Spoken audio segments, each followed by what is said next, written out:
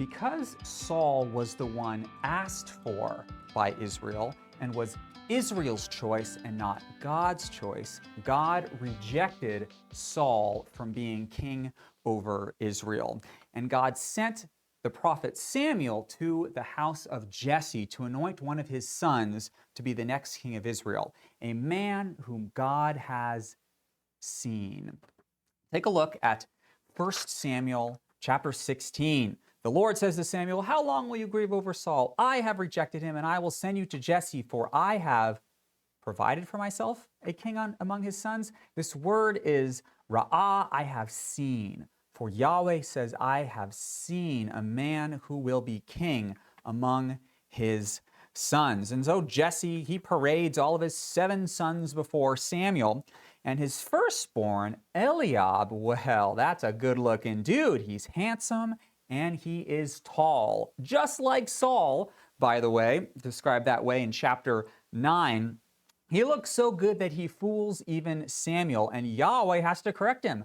Yahweh says to Samuel, do not look, this is the same word, do not look on his appearance or the height of his stature. This kind of becomes a metaphor for self-exaltation, for pride, one's height being so tall. Do not look at him, for I have rejected him. This is the same word used of Saul here at the beginning of chapter 16 and back in chapter 15 as well. I have rejected him, for the Lord sees, not as man sees. Man looks on the outward appearance, but the Lord, where does he look? He looks on the heart. He's looking for a man who will listen, a man who will shema to his voice and will have radical faith. And David, he is such a man. And so in chapter 16, Samuel anoints David as king. And now we are invited to start comparing David and Saul. And the author of Samuel deliberately invites us to do so by establishing many parallels between these two stories. Let me show you what I mean in this little chart. So, Saul's story begins when his father commissions him to perform a certain task. His father, Kish, said to his son, take one of the young men and go look for the missing donkeys. You remember that in chapter 9? Well, David's father, Jesse, says to his son, take these 10 loaves and see if your brothers are well. Their stories begin the same way. And then just like Saul was anointed privately and then the Spirit rushed upon him, so David also was anointed by Samuel privately and the Spirit of Yahweh rushed upon him. And then shortly after this anointing, both Saul and David do battle with a snake in the garden. Saul's snake was named Nahash, and David's snake is a little bit different, and the garden is located in a different place. This time it is located in the valley of Elah. Let's pick up the action in chapter 17. Yes, the battle with Goliath. And the Philistines, they gathered for battle at Soko, and they camped between Soko and Ascalon. Now, Soko, this is a word that means thorn bush. So here are the Philistines, and they are gathered for battle between thorn bush and Ascalon, which means broken up ground or soil. So the Philistines, they are between thorn bush and broken up dirt. But the Israelites, Saul and his men, they are encamped in the valley of Elah. And Elah, it means like a beautiful, lush tree, a terebinth tree. So we have here at the beginning, this is a battle between broken up wilderness and a garden. This is a battle between the garden and the wilderness. And there is a man who goes in between these two places out into the valley. We know him as Goliath. He is a champion, and this word in the Hebrew literally means he is the man of the in-between. He is going in between the garden and the wilderness, and he is calling out to Israel, defying the living God, and inviting them to send out a man into the valley of Elah to do battle with him. This is where this valley is located in Israel. There is Soko over there, Thornbush, and Askela over here, broken up soil, and Israel is on the other side, and in the middle is the Elah Valley, where Goliath, the champion, calls out to Israel, beckoning them to send a warrior. Well, we have called this warrior, the man of the in-between, the champion Goliath, we've called him a snake. And that is because Goliath, he is dressed from head to foot in snaky armor. Let me show you what I mean.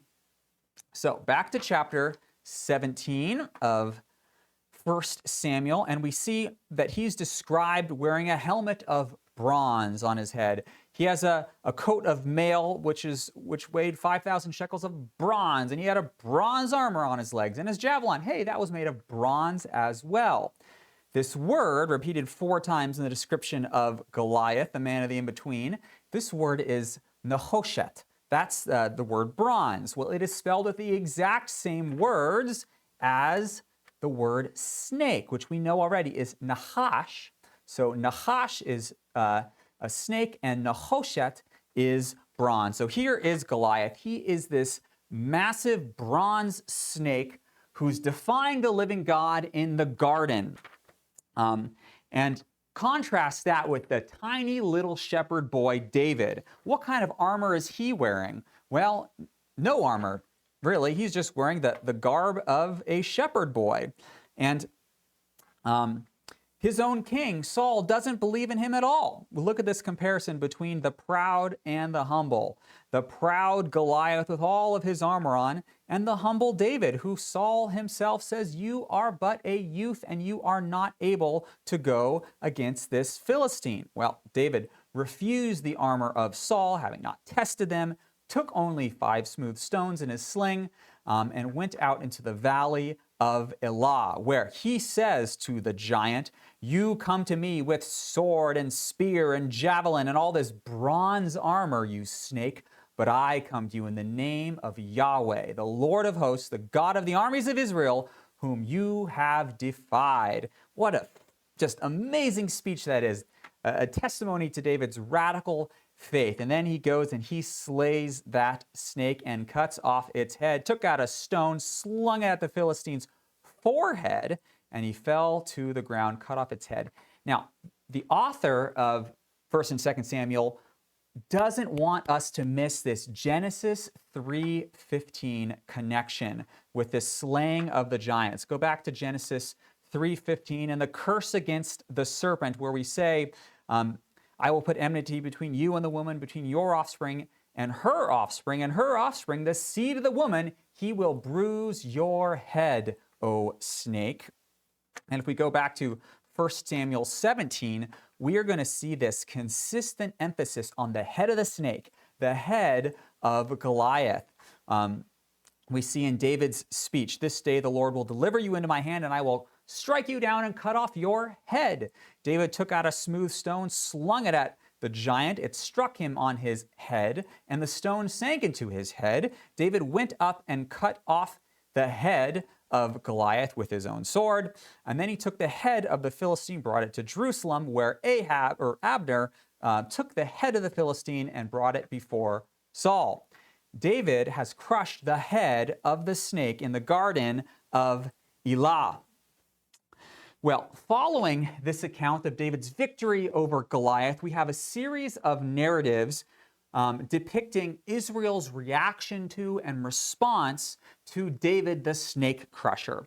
So Jonathan, he loved David as a brother and he made a covenant with him. Michal, who is Saul's daughter, she loves David as a wife and marries him. However, Saul, he is jealous, extremely jealous of David's success, so much so that he tries to kill David by pinning him to the wall with a spear twice in these chapters. Now notice how we have 2 parallel panels here in chapter 18 and 19. Jonathan, Saul, Michal, Jonathan, Saul, Michal. Now Saul's madness, it was intensified by a 7-fold evil spirit which came upon him at the end of chapter 16. Let me show you. how this spirit, this harmful spirit which came upon Saul, is repeated 7 times. Here we are, 1, 2, 3, 4, 5, 6, 7. A harmful spirit from the Lord tormented Saul. And it was only pacified when David would come and play the lyre and calm Saul's tormented spirit. And I think that it's repeated 7 times so as to contrast this kind of an antichrist figure in Saul with the true Christ, the Messiah, the anointed one in Isaiah 11, in which a 7-fold spirit is said to describe the shoot that will come forth from the stump of Jesse, David's father. It is a spirit of the Lord, a spirit of wisdom and understanding, counsel, might, knowledge, and the fear of the Lord. A 7-fold spirit. Compare that with Saul's evil spirit, which was upon him. And it seems to me that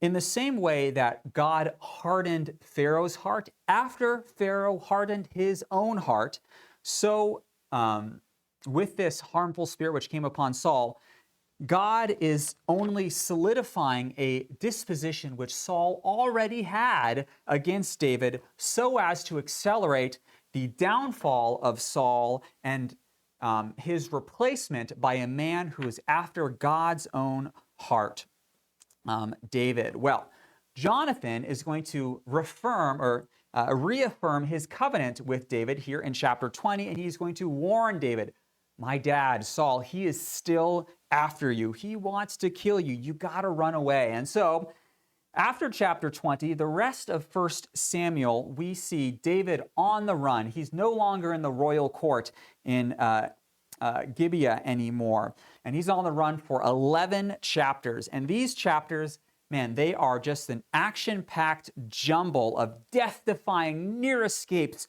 for David. And if you pay close attention to the text, it seems as if David is moving, he's moving constantly. And if you count the locations where David is physically present, you can count no less than 21 different locations as David is moving around on the map there in southern Israel. And it's honestly a challenge to keep these chapters straight without a map, and therefore to a map we will turn. Let's look now at pick up the action in chapter 20. Now, chapter 20, all right, so back up a little. This is kind of the southern Judah here, and Saul set his capital in Gibeah, that's his hometown, and in chapter 20, Jonathan is going to warn David, you got to escape. And so David does. He goes south to Nob, which is where some priests are located, and he asks these priests for provisions. And they give him holy bread, bread of the presence to eat, which he nourishes his body, and then David asks for weaponry, and he receives the sword of Goliath from the priests here at Nob. And from there, he's going to go into the land of the Philistines. He's like, you know what? Saul is after me. If I go among the land of the Philistines, then he won't chase me there. Perfect. I'll go to Gath. Unfortunately, the king of Gath, the lord of Gath, Achish, he recognizes David, and David only escapes death in Philistia by pretending to be mad, pretending to be insane. And he quickly escapes into the cave of Adullam, where his family, they come from Bethlehem, they join him in the cave of Adullam along with 400 men who are loyal to David and become kind of his personal soldiers. And he goes from the cave of Adullam down to Moab, across the Jordan River, south of the Dead Sea. And he asks the king of Moab to watch after his family while he's on the run. Now you remember that David's great-grandmother is Ruth, and Ruth is a Moabitess. So perhaps that explains why Moab was willing to shelter David's family. Well, David goes to a stronghold after that, and he hears from the Lord that the Philistines have attacked the Israelite town of Keilah, and he asks Yahweh, should I go and save Keilah from the Philistines? And Yahweh says, yes, go save Keilah. But unfortunately, he also learns, consulting the Urim and Thummim, that this city of Keilah will betray David into the hands of Saul. And so he flees to the east into the wilderness of Ziph, where Ziphites also go up north to Saul and Gibeah, and they say, hey, David is hiding out here. You should come and get him. David is betrayed by his own people twice in these chapters. Now, this betrayal by the Ziphites, it sets up a very interesting triad of stories here in 1 Samuel 24, 25, and 26. Now, Old Testament scholar David Dorsey argues that these chapters form the very center of a chiasm which stretches from chapter 21 all the way down to 31. Take a look at David Dorsey's work and how he highlights 24, 25, and 26 as the center of this David on the run chiasm.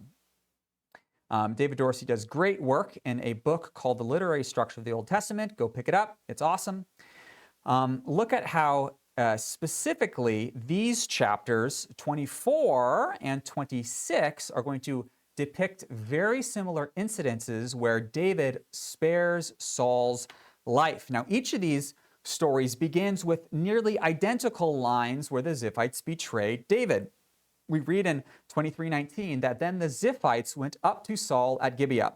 Then down in 26, the Ziphites came to Saul at Gibeah, and they said, is not David hiding on the hill of Hachilah? 26, is not David hiding himself on the hill of Hachilah, which is south of Jeshimon? And then down in 26, which is east of Jeshimon. Same exact introductory statement, cluing us in that these are parallel stories that are meant to be read side by side. And therefore, I've got another chart which has these two stories side by side, 1 Samuel 24 and 1 Samuel 26. And after this initial betrayal by the Ziphites, the narrative is going to follow the exact same flow of events, the sequence of events, where Saul will send out 3,000 men in 24:2 and 3,000 men in 26:2 to go seek after David. And once Saul is in the wilderness pursuing David, he's going to find himself in a vulnerable position. In chapter 24, he goes into a cave to relieve himself, kind of awkward. But in chapter 26, he's sleeping on the ground. And in each case, David's men are going to try to convince David to kill Saul. They say, this is the day that Yahweh has given your enemy into your hand. That same expression is repeated in both chapters. But David says, the Lord forbid that I put out my hand against the Lord's anointed. So instead, he takes something from Saul. He cuts off a corner of his robe in chapter 24, and he takes his spear and his water jug, his water bottle in chapter 26. And then we have, what follows after this is a speech of David to Saul, and then a speech of Saul to David. And these speeches, of course, are very similar as well, where David tries to convince Saul, do not listen to the words of men who tell you that I am seeking your life. It is not true. Who am I but a flea, he calls himself in both of these chapters. Saul responds by saying initially, is that your voice, David, my son? He calls him his son because David married Saul's daughter. And then he acknowledges his calling by God and his purpose and destiny to be king over Israel, saying here in 24 verse 20, I know that you shall surely be king. And then Saul goes home, and David goes home. And that's the conclusion of these stories. Clearly, these stories are meant to be read side by side. So many parallels between them. What is the author doing with these two stories? Well, let's see. Locate myself here. We know that David can slay a snake. You know, he can do battle with a snake, cut off his head, no problem. But how is David going to respond to a different kind of snake and a different kind of test?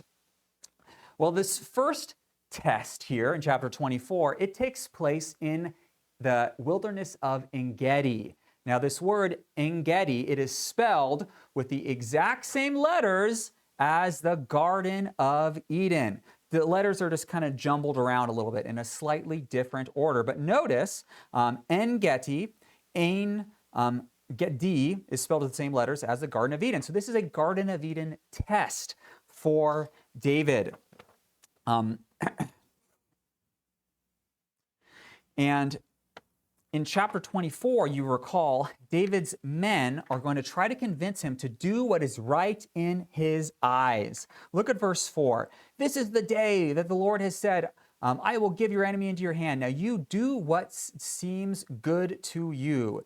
In the Hebrew, this expression is for him to do as is good in his eyes. Do what is good in your eyes. Now you remember the tree in the center of the garden there, the tree of the knowledge of good and evil.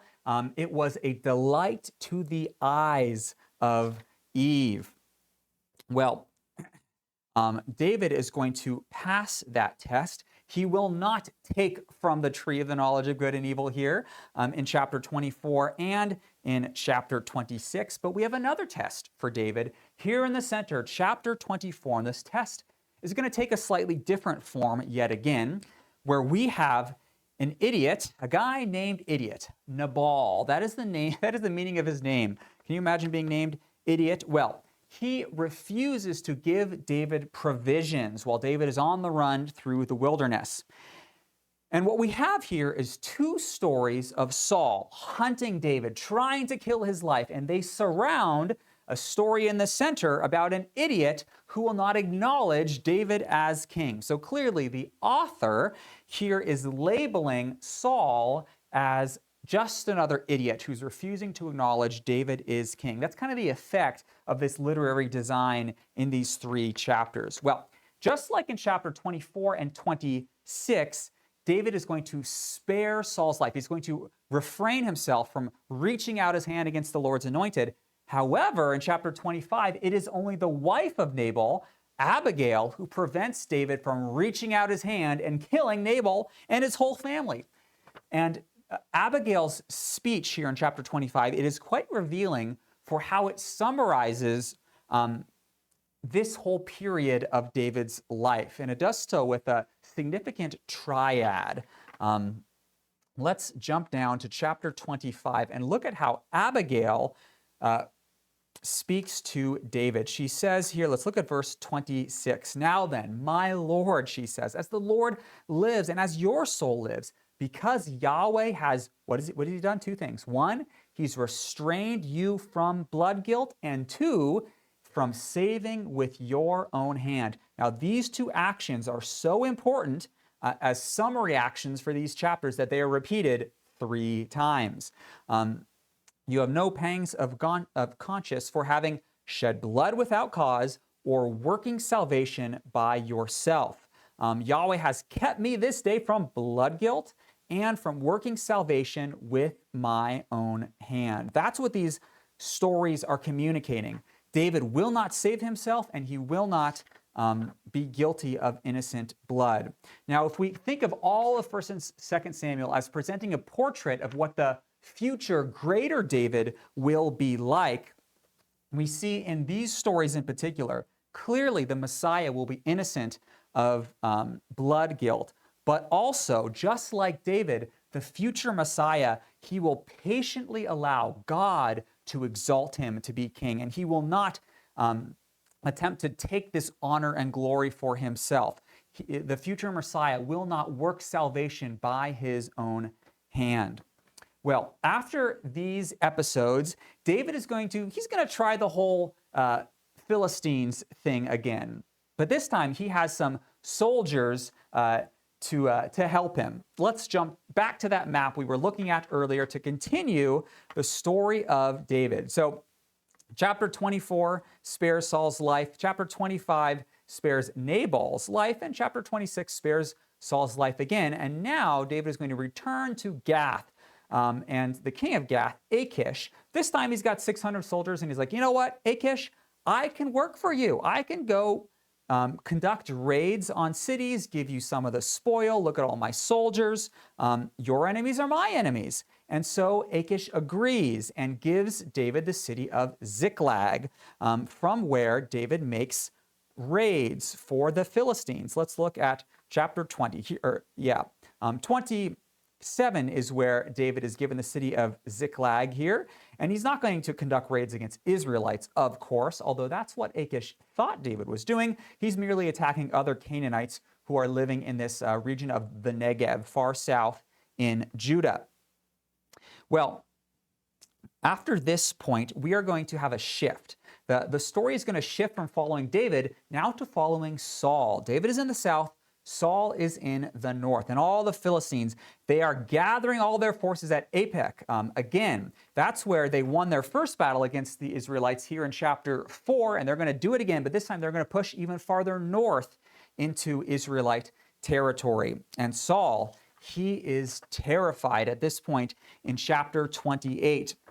Terrified partly because Yahweh's not listening to him anymore. Yahweh refuses to answer Saul's prayers. Saul tries to talk to prophets. Saul tries to talk to priests, but Yahweh has closed the door to the one whom he has rejected. And so Saul is going to turn to mediums, the witch of Endor, as she is often called, and ask for her to call up the spirit of Samuel so that Saul can please ask Samuel, Samuel, what should I do? I'm surrounded by Philistines. I think it's all over for me. Well, this witch of Endor does draw up the spirit of Samuel, much to her own surprise, by the way, and all that Samuel does is reaffirm Yahweh's rejection of him as king and warn Saul of his impending death, which will take place in chapter 31.